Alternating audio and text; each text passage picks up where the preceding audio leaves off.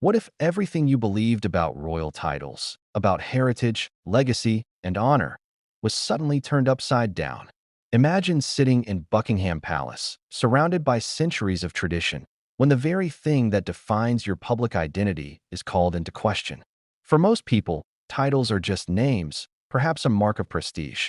But in the British monarchy, a title is power, history, and inheritance wrapped into one. And when that power is contested, emotions run hotter than any court drama, fueled by pride, pride's shadowy twin, envy, and the ever-watchful eyes of the public. Before we continue, please hit the like button, subscribe to the channel, and turn on the notification bell for updates. In recent months, a story has been quietly brewing behind palace walls, one that threatens to shake the very foundations of how royal titles are understood. At the center of this unfolding drama is a title that millions associate with one man, the Duke of Sussex. To the world, it's Prince Harry. The media paints him as a modern prince, a celebrity royal navigating a complicated world. But according to legal records and historical precedent, that title belongs elsewhere, specifically to James Alexander Philip, the son of Prince Edward, who holds a claim long overlooked by the global gaze. This is not just a matter of paperwork. It is a question of inheritance, legitimacy, and the invisible chains of royal tradition. What makes this story extraordinary isn't just the claim itself. It's the unprecedented public warning from King Charles, a monarch often described as measured, deliberate, and cautious. Never before has a sitting British king addressed a family member in such a direct, pointed manner regarding a title that has long been publicly associated with another. And yet, the warning was not merely a casual statement. It was a carefully calibrated message, a blend of legal authority, paternal admonition, and public positioning that carried consequences no one could ignore. The eyes of the monarchy and the world were on that moment, and what it revealed could not have been predicted by even the most seasoned royal watchers. But why now? Why would King Charles choose this particular moment to intervene publicly? Part of the answer lies in timing, and part in escalating tension. Over the past decade, Prince Harry has become increasingly prominent on the global stage, using the title of Duke of Sussex as a symbol of identity, brand, and authority. Yet, each public use of the title inadvertently highlighted a historical truth that few outside the inner palace circles knew. James Alexander Philip holds the rightful claim. Every interview, every social media post, every charity announcement carried with it a hidden tension, an unspoken question that finally demanded an answer. For the king, inaction was no longer an option. The world rarely sees the monarchy from this angle, raw, conflicted, and human. Beneath the pomp, the processions, and the pageantry lie complex dynamics of inheritance, entitlement, and personal pride. When those dynamics clash with public perception, the results can be explosive. Imagine the delicate balance of centuries-old traditions suddenly colliding with modern media scrutiny. Every word, every gesture becomes evidence, open to interpretation. And in the case of the Duke of Sussex title, evidence has begun to pile up, slowly and deliberately, pointing toward a confrontation that seemed inevitable. To understand the full gravity of the situation, one must consider the legal and historical framework surrounding British titles. These are not merely symbolic. They are documented, governed by statutes, and traditionally respected with unwavering adherence. Unlike many other forms of inheritance, a royal title is bound to lineage and ceremony. The line of succession, the rules of primogeniture, and the letters patent that create and define each title all carry weight in both the eyes of law and the court of public opinion. When a title is misused, intentionally or unintentionally, it is not merely a personal misstep. It is a breach of centuries of royal protocol, a crack in the armor of perceived legitimacy. But Prince Harry is no ordinary figure. Unlike past heirs or claimants, he has become a global icon, a man whose every move is dissected and broadcast across continents. The consequences of calling him out are immense. A warning from the king is not just a private conversation. It is a public statement with reverberations in the press, in politics, and in the hearts of those who follow the monarchy religiously. It is a message that resonates far beyond palace walls, reaching audiences who may never have thought about the intricacies of titles but now find themselves captivated by the unfolding drama. Yet, even as the public is drawn into the spectacle, the personal stakes for those involved are profound. King Charles is tasked with balancing the roles of sovereign, father, and custodian of tradition. How does one confront a family member who has become not only a figure of public fascination, but also a symbol of modernity challenging age-old norms? In many ways, this is more than a legal or ceremonial issue. It is a test of familial bonds under extreme pressure. Every decision carries consequences that ripple through relationships, alliances, and public perception. And there is the shadow of James Alexander Philip, quiet yet significant.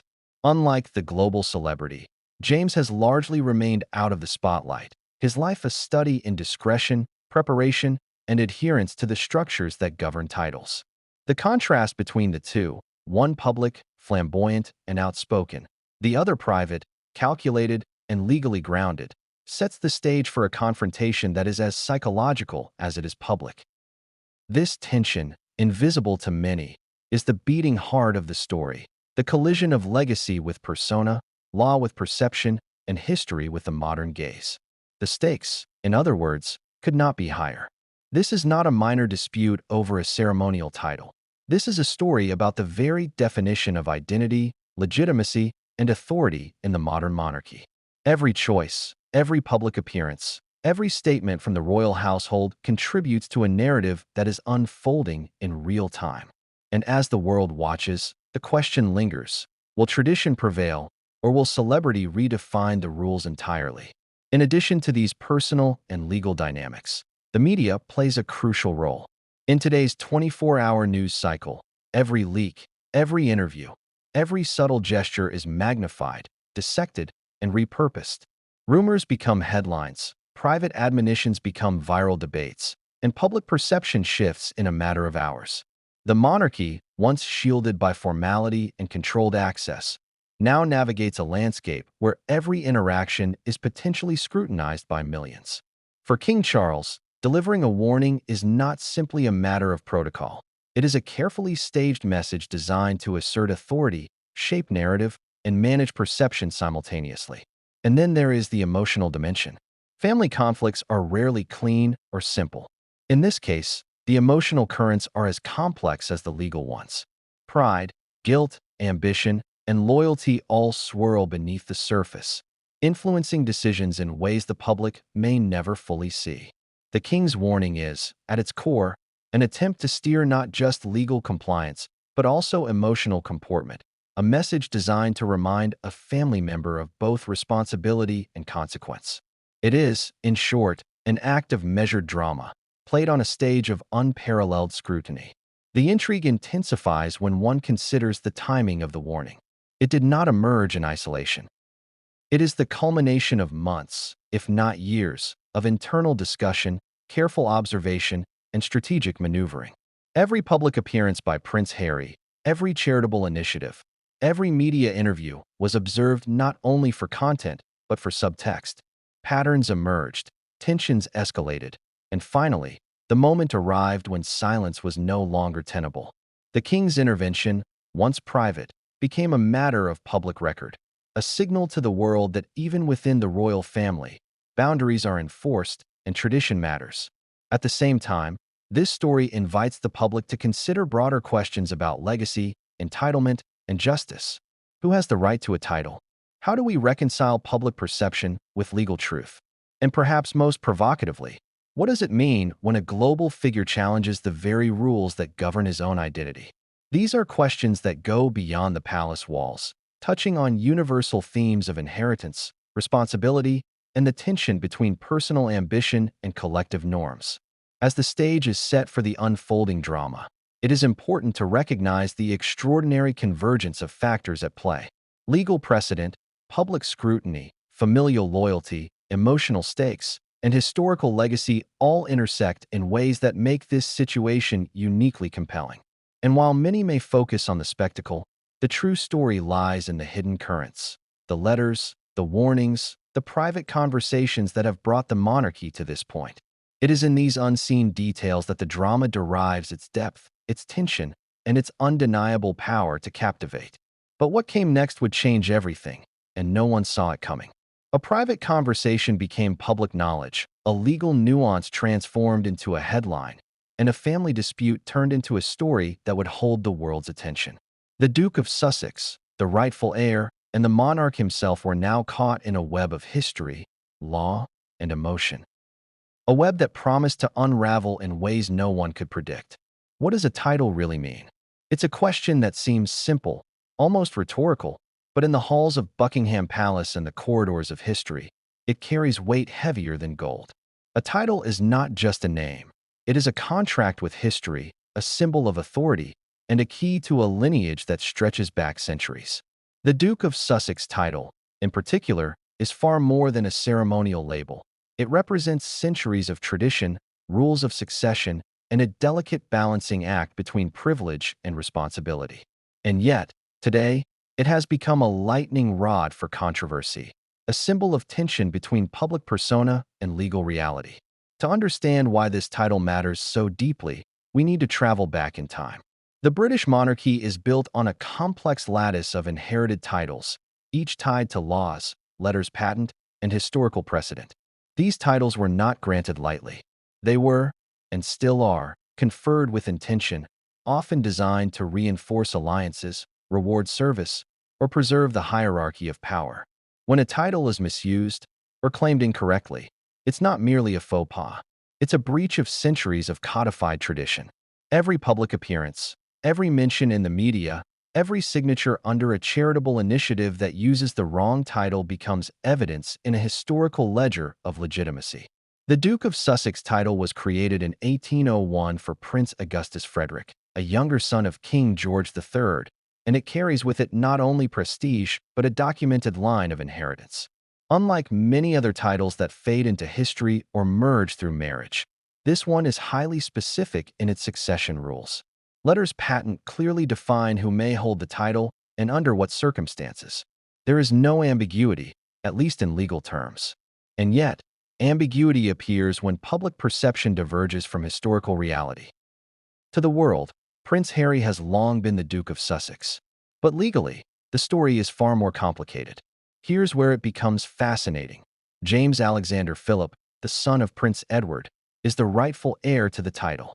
This fact is not widely known because the media has largely focused on the high-profile figure who carries the title publicly. But the monarchy does not bend to celebrity. It bends to law, tradition, and documented lineage.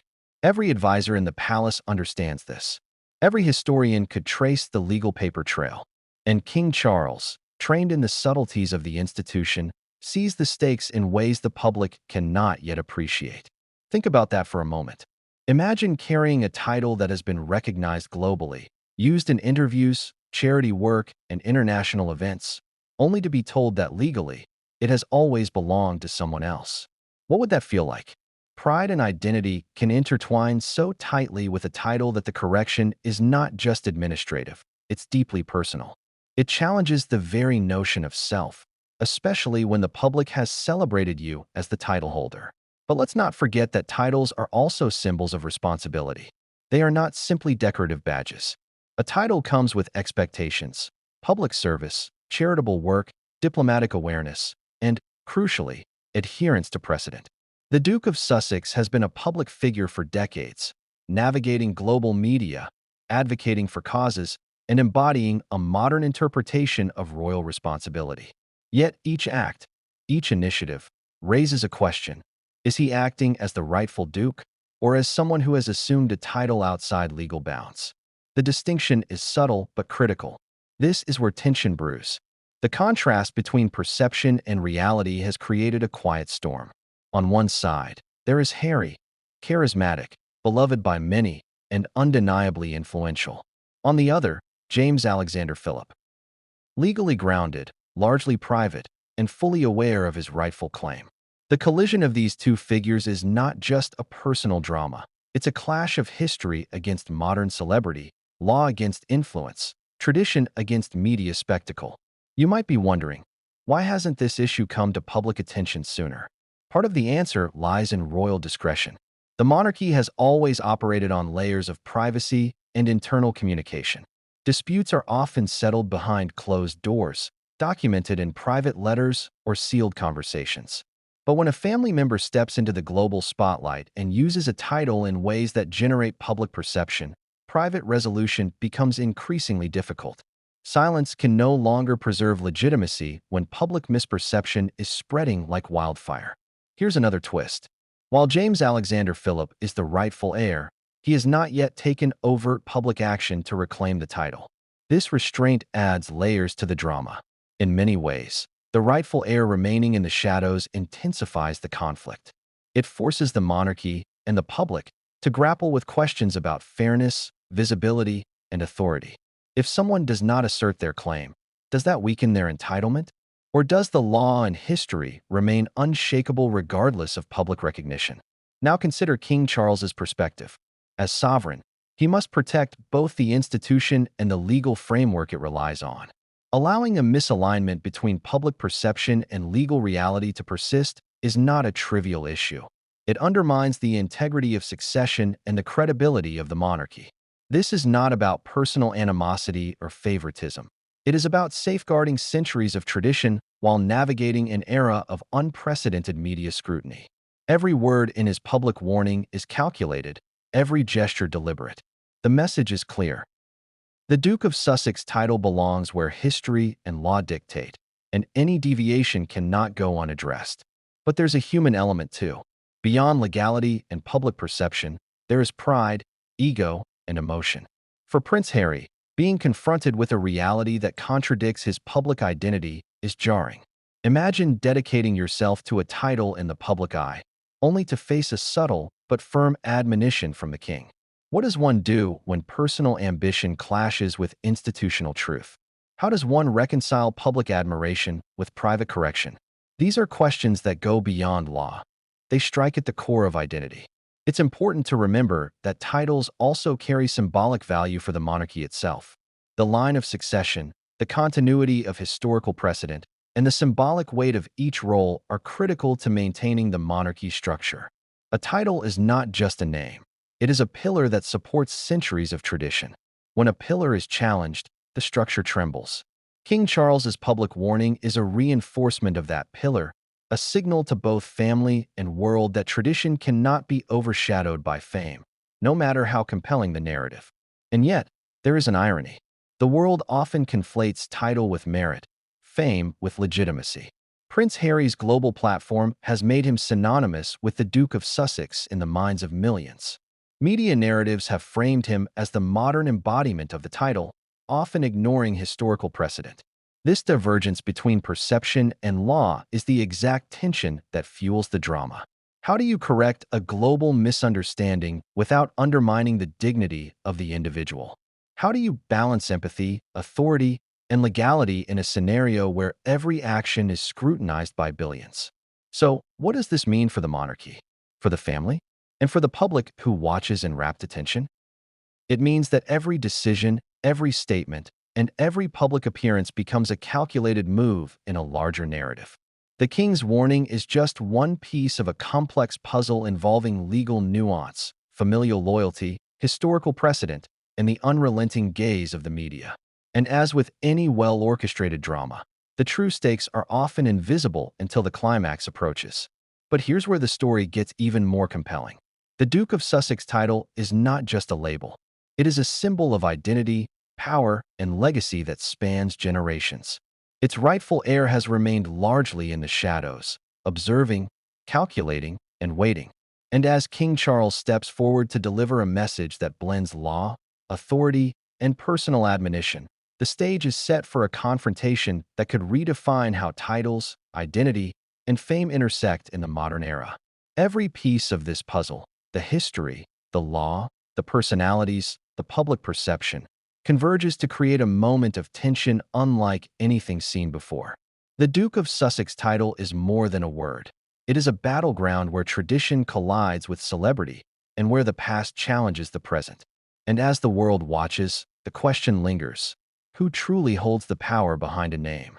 But what happened next would escalate the conflict in ways no one predicted, turning a quiet question of inheritance into a story that would grip not only the monarchy, but the entire world. Who is James Alexander Philip? Most of the world has never heard his name, and yet, legally, historically, and by inheritance, he holds a claim that cannot be ignored.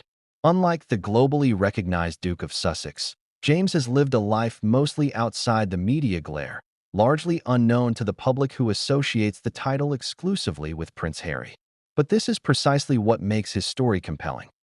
A quiet figure, overshadowed by celebrity, yet armed with the legitimacy and lineage that the monarchy itself cannot dismiss. James Alexander Philip is the son of Prince Edward, the youngest son of Queen Elizabeth II. Born into the royal family, he was never destined for the throne, but he was destined to carry forward a legacy, one defined by rules, expectation, and the quiet weight of history. From the very beginning, his life was shaped by the intricate machinery of the monarchy. Tutors, ceremonies, and traditions formed the architecture of his upbringing. Unlike some members of his generation, who became public figures by necessity or media fascination, James was trained to understand the nuances of legacy, inheritance, and protocol. Every action, every word, every gesture was filtered through the lens of history. And yet, despite his impeccable lineage, James has lived largely in the shadows. He did not court publicity, did not seek global attention, and did not adopt a platform of celebrity.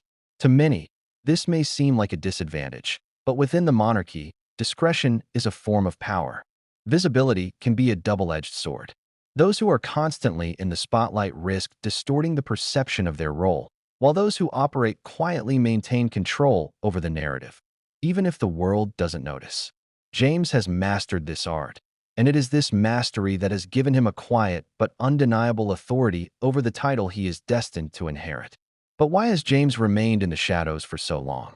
Part of the answer is personal temperament.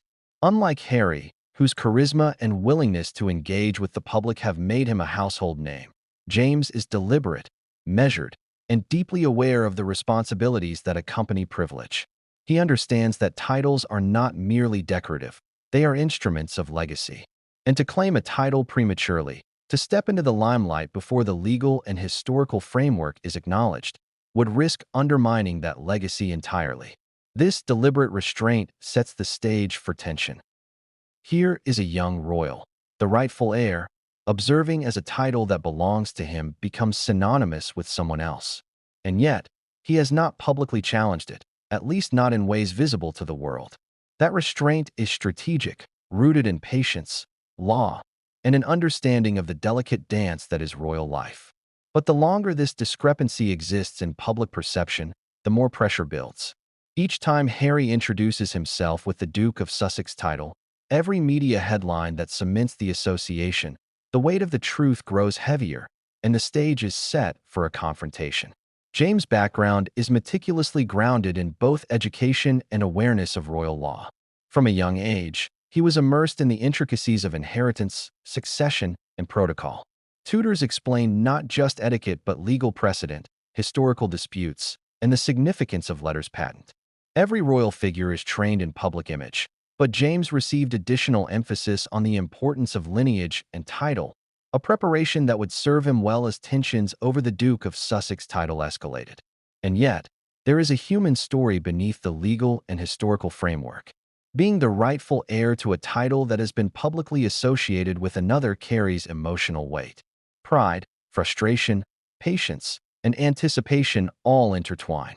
Imagine watching the world celebrate a title that, by law, belongs to you.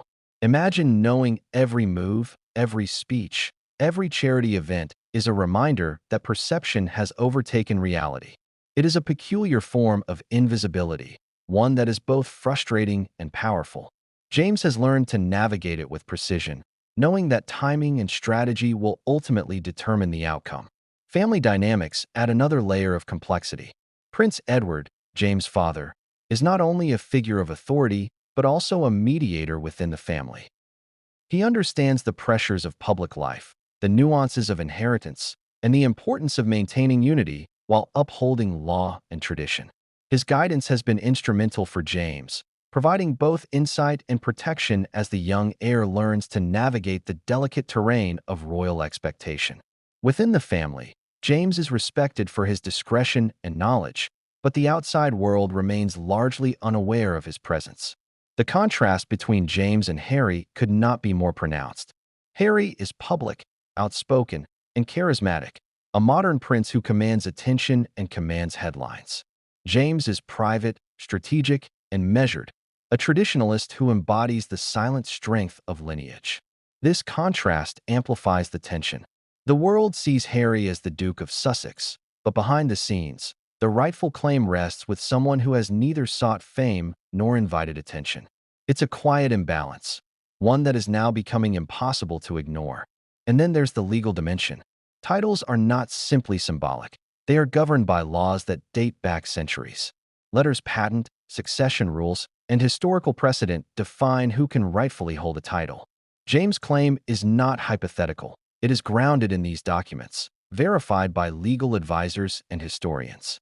While public perception has elevated Harry, law and history have not shifted. The monarchy cannot disregard this discrepancy without undermining the very principles it relies upon to maintain legitimacy. Now, imagine the internal calculations. James, aware of his rightful claim, must consider timing, optics, and potential fallout. He is operating within a system that demands patience and strategic thinking. A premature challenge could ignite a media storm, create family tension, and risk public misunderstanding. Yet, continued silence carries its own pressure, allowing misconceptions to solidify. Each day, the gap between perception and legal reality widens, intensifying the need for careful resolution. This is precisely why King Charles's public warning is so significant. By stepping forward, the king acknowledges both the legal reality and the human dimension of the dispute. He signals to Harry that the title he uses is not just a matter of perception, but a matter of law and tradition.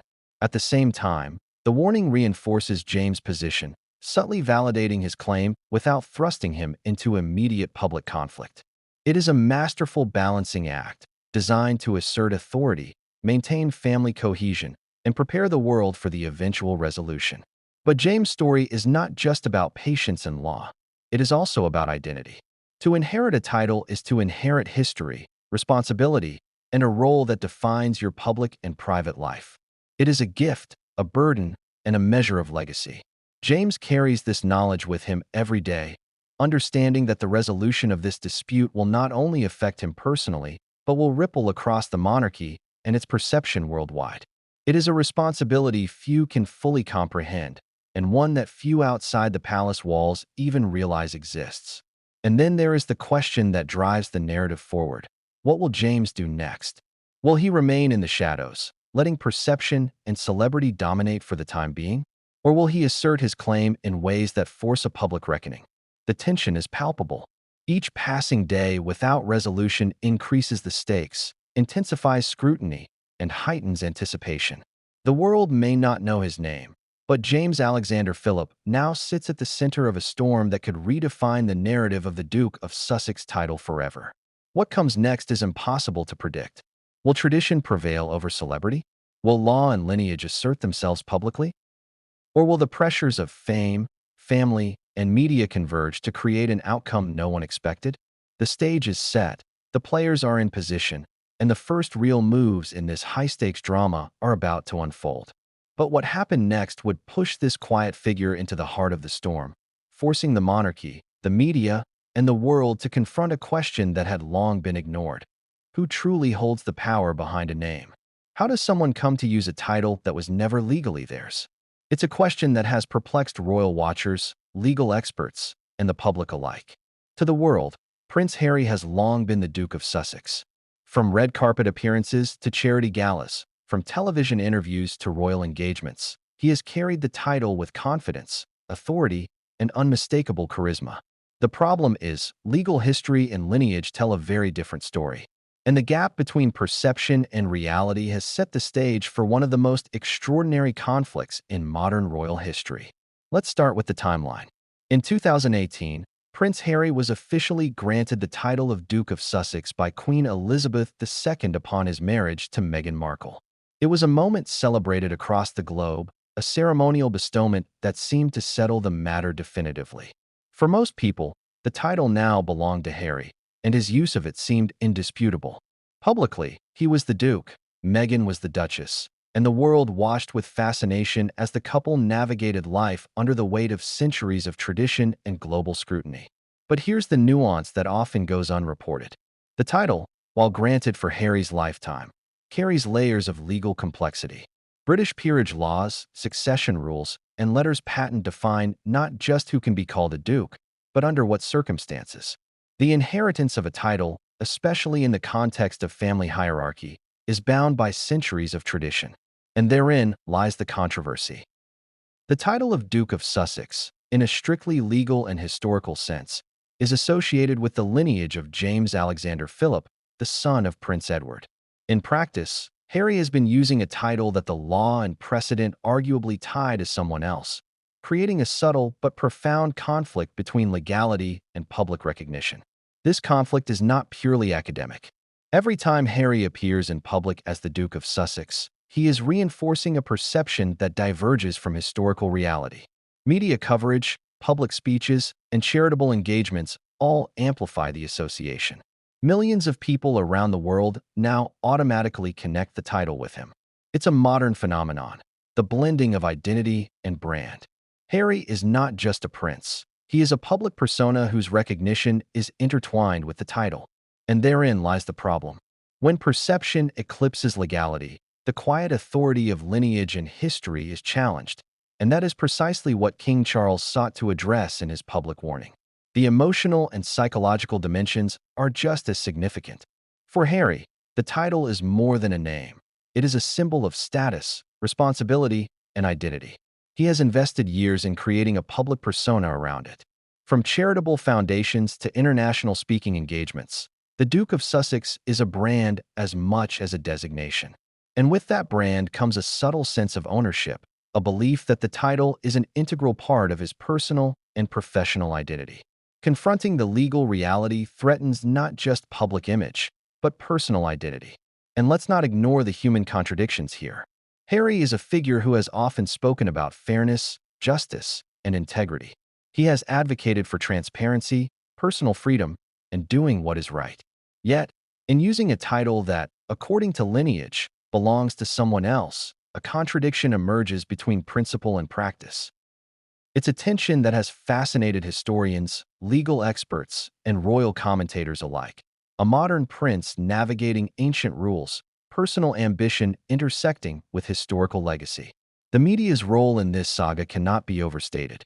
Headlines, social media, and 24-hour coverage have cemented Harry's association with the Duke of Sussex title in the public imagination. Every mention reinforces perception over precedent. Viral moments, photographs, and interviews act as evidence of his claim in the eyes of millions, even if legally it is tenuous. And the irony is striking. The louder the public celebrates his use of the title, the more necessary the king's intervention becomes. In essence, public perception has created a pressure cooker situation, demanding a formal response. Complicating matters further is Harry's personal history. Unlike his brother, William, who has maintained a strict adherence to royal protocol, Harry has navigated his role with more flexibility, sometimes bending traditions and challenging expectations. His willingness to break from convention, whether in interviews, personal projects, or charitable work, has both endeared him to the public and created friction within the royal family. The use of the Duke of Sussex title fits squarely into this pattern, a bold assertion of identity that, while understandable from a personal perspective, raises complex questions about legitimacy and protocol. And then there's Meghan Markle. Her entry into the family and her adoption of the Duchess of Sussex title added another layer to the story. Together, they formed a global brand, intertwined with the title itself. Charitable initiatives, media appearances, and public engagements reinforced the perception of ownership, amplifying the contrast between public recognition and historical claim. The couple's influence cannot be ignored. They have transformed a traditional title into a contemporary symbol, accessible and recognizable to the world beyond palace walls. But here's the twist. In doing so, they also heightened scrutiny. The more visible their use of the title, the more attention it drew from those attuned to the nuances of royal law and history. Historians, legal advisors, and members of the palace were forced to reconcile public perception with legal reality. Every statement, every appearance, and every signature carrying the Duke of Sussex title became a point of tension, a subtle but persistent reminder that the line between fame and legitimacy was becoming dangerously thin. Public perception aside, the legal nuances are intricate. Titles in the British monarchy are not merely ceremonial. They are governed by letters patent, statutes, and long-established precedent. Misuse or misrepresentation of a title, even inadvertently, is significant. It can challenge the authority of the crown, unsettle the structure of inheritance, and create ambiguity for future generations. In Harry's case, each public engagement under the Duke of Sussex banner raises questions that are not easily dismissed. And the king, ever aware of these stakes, recognized the need for a measured, yet pointed, intervention. Yet, despite the controversy, there is an undeniable human element. Harry's use of the title is intertwined with personal ambition, identity, and the desire to make a mark on the world. He is not merely acting out of arrogance or defiance. He is asserting a role that has become central to his public and personal life. It is a reflection of modernity confronting tradition, celebrity navigating history, and personal identity challenging legal and ceremonial structures. And therein lies the drama. The tension between who one is, who the world thinks one is, and who the law recognizes one to be. And then there are the contradictions. Harry has publicly championed values such as accountability, truth, and fairness, yet the use of a title that arguably belongs to someone else complicates that narrative. Critics argue that perception cannot overwrite law, while supporters suggest that modern relevance can, in fact, redefine tradition. The clash between these perspectives has fueled debate not just in the UK but globally, making the Duke of Sussex title a symbol of both controversy and fascination. But perhaps the most significant aspect of Harry's usage is the ripple effect it has created. Every public engagement, every charitable initiative, every interview reinforces the public association with the title. And with each reinforcement, the potential for confrontation grows. The king's warning, when it finally arrived, was not just a familial admonition. It was a necessary correction in a world where perception had dangerously outpaced precedent. It was a reminder that history, law, and protocol still hold weight, even against global fame. And yet, despite the warning, questions remain. How will Harry respond? Will he adjust his public identity to align with legal reality, or will he continue to assert a persona that conflicts with historical legitimacy? Will public perception bow to tradition, or will tradition be forced to contend with the power of modern celebrity? The answers are anything but simple, and every action taken by Harry now carries consequences that ripple far beyond the palace walls. But what came next would escalate the situation in ways no one anticipated, turning a seemingly personal choice into a matter of public record, legal scrutiny, and global intrigue. When a king speaks, the world listens. But when a king publicly addresses a family member about a title, it's unprecedented. King Charles's public warning to Prince Harry regarding the Duke of Sussex title was not just a moment. It was a calculated intervention, a signal to the world, the family, and history itself that tradition cannot be ignored, even in the era of global celebrity. The stakes were monumental, legal, emotional, and symbolic, all converging in a way that demanded precision, authority, and foresight. To understand the weight of this warning, consider King Charles's position. He is a sovereign navigating a modern monarchy, where public opinion, media scrutiny, and celebrity influence converge at every turn. His role is to uphold tradition while remaining relevant, to enforce law while exercising empathy, and to maintain family cohesion under the relentless gaze of the world. Every word he speaks carries significance, and every public action is a carefully measured signal. This is not the impulsive action of a frustrated parent. It is strategy, layered with history, psychology, and authority. The warning itself was subtle, yet unambiguous. Delivered with the precision of a leader trained for decades in diplomacy and statecraft, it conveyed multiple messages simultaneously. To Harry, it was a reminder. The title he publicly uses does not align with historical and legal reality. To the public, it was an assertion. The monarchy upholds its rules, even when the world perceives otherwise. And to James Alexander Philip, it was tacit validation.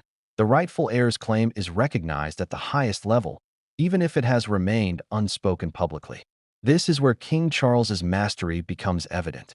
The warning was not delivered as a reprimand or an ultimatum. It was framed as a measured statement, balancing authority with tact. Every gesture, every pause, every nuance was deliberate. Observers noted the calculated body language, firmness tempered with calm, authority expressed without overt confrontation.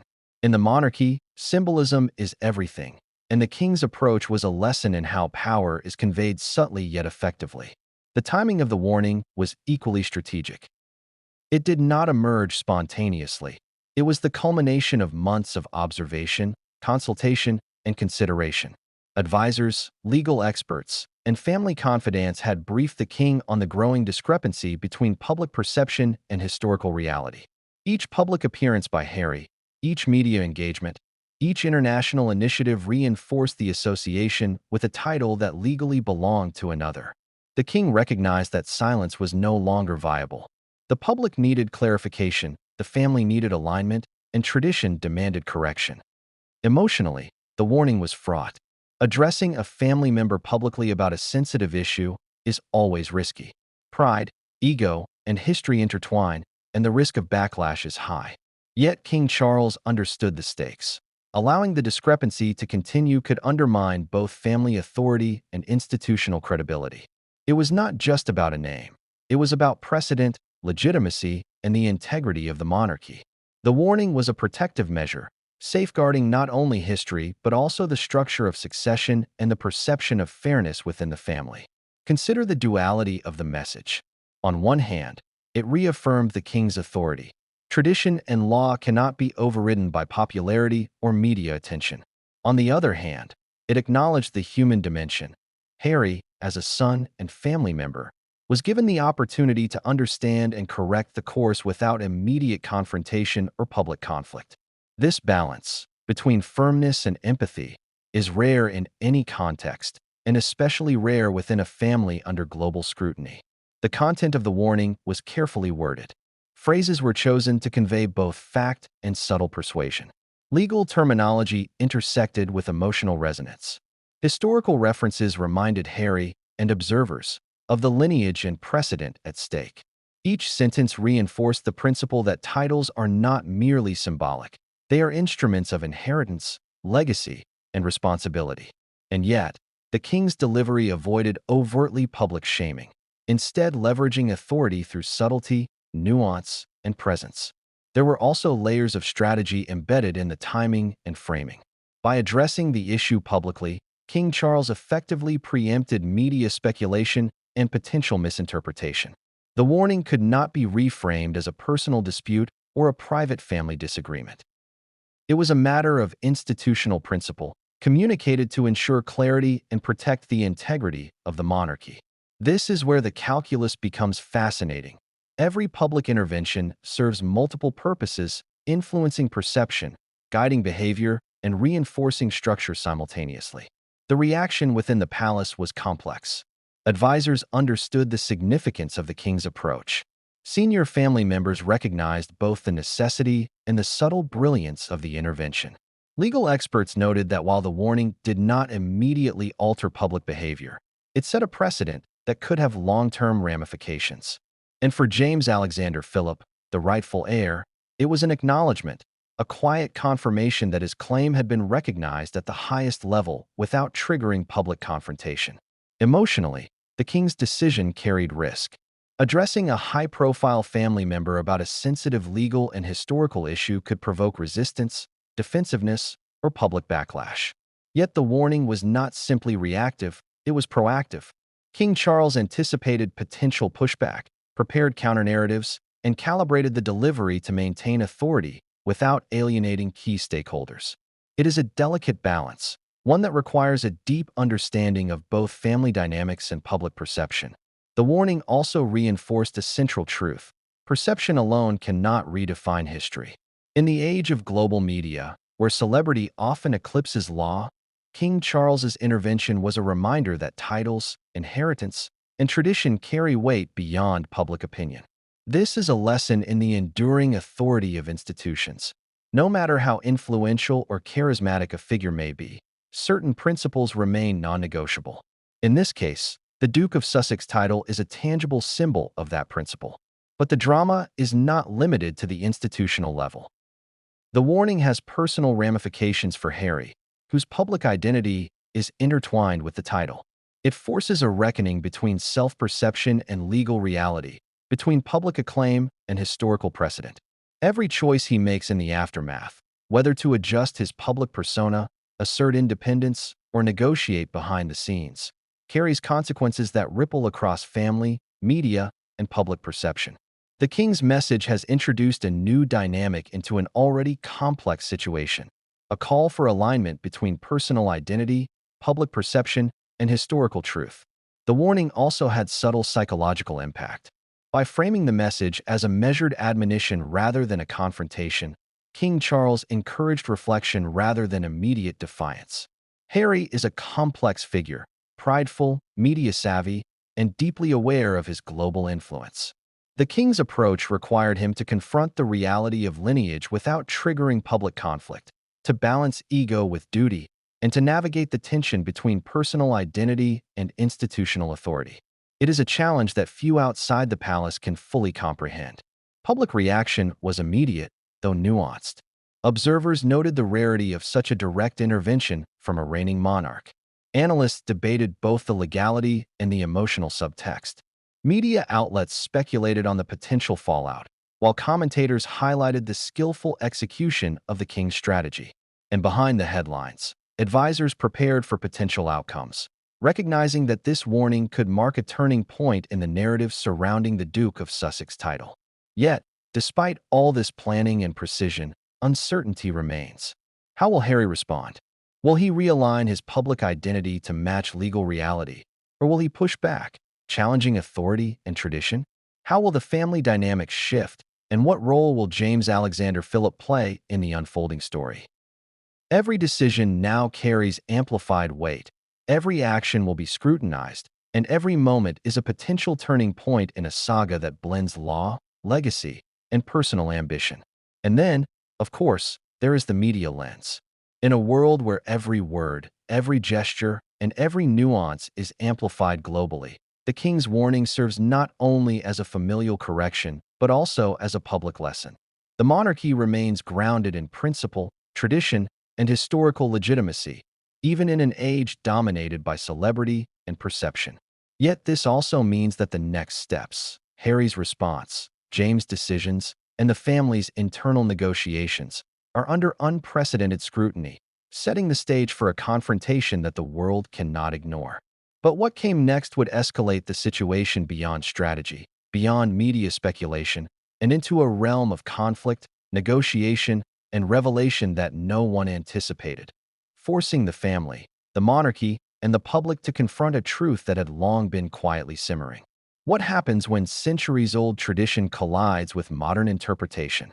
Behind the gilded doors of Buckingham Palace, this question is no longer hypothetical. It is unfolding in real time. The Duke of Sussex title, publicly associated with Prince Harry, has sparked not only familial tension but a complex web of legal scrutiny, historical interpretation, and private negotiation. What looks like a ceremonial dispute on the surface is, in fact, a sophisticated legal chess game, involving inheritance law, letters patent, and centuries of precedent. To understand the stakes, we need to grasp the legal framework surrounding royal titles. These are not casual honors bestowed at whim. They are defined through letters patent issued by the sovereign, bound by statutes, and historically enforced by a combination of law and custom. The Duke of Sussex title is no exception. While Harry received it formally upon marriage, its historical lineage, tied to James Alexander Philip, introduces an unusual but legally significant conflict. Public perception does not necessarily confer legal right. Titles, unlike personal brand names or media personas, are governed by documented precedent, and deviation can challenge the integrity of the monarchy itself. Palace insiders reveal that this issue has been simmering for years. Private discussions among advisors, legal experts, and senior family members have weighed the consequences of Harry's continued use of the title against the legal claim of James Alexander Philip. These discussions are not just theoretical. They involve extensive research into historical documents, letters patent, and prior cases of disputed titles. In a system as old and nuanced as the British monarchy, precedent matters profoundly. Each decision must consider not only immediate ramifications, but also the impact on future generations. The legal argument is multilayered. On one hand, Harry was granted the Duke of Sussex title for life, a formal recognition that permits him to use it publicly. On the other hand, historical precedent and lineage indicate that the title's inheritance aligns with James Alexander Philip, Prince Edward's son. This creates a unique legal gray area where lifetime bestowal intersects with hereditary expectation. Resolving this tension requires careful navigation, lest the monarchy risk internal conflict, public misunderstanding, or erosion of institutional credibility. In practical terms, this has led to a series of behind-the-scenes maneuvers.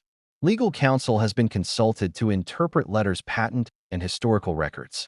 Advisors have mapped out the potential outcomes of public confrontation, private negotiation, or mediated settlement. Every scenario considers not only legal authority, but also public perception, media fallout, and family cohesion. In effect, the palace is conducting a high-stakes simulation of influence, law, and legacy, all without drawing public attention until absolutely necessary. And yet, the human element cannot be ignored. Legal documents, statutes, and precedent are abstract, but they intersect with deeply personal feelings of pride, identity, and ambition. Harry's global persona, built around the Duke of Sussex title, cannot be untangled from the personal significance he places upon it. For James Alexander Philip, the rightful heir, restraint has been a deliberate choice, reflecting patience, strategy, and respect for process. But the longer the discrepancy persists, the more pressure builds, creating emotional and psychological tension alongside the legal complexity. The legal strategies in play are subtle but deliberate. Advisors have explored options ranging from private negotiation to formal acknowledgement of lineage, considering the potential for public disclosure at each stage. Precedent cases, while rare, provide guidance.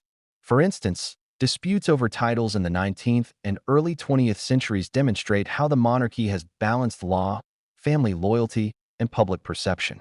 Yet no prior case perfectly mirrors the present situation. A globally recognized public figure has claimed a title with historical inheritance tied to another, creating a modern scenario without clear precedent. Media attention complicates matters further.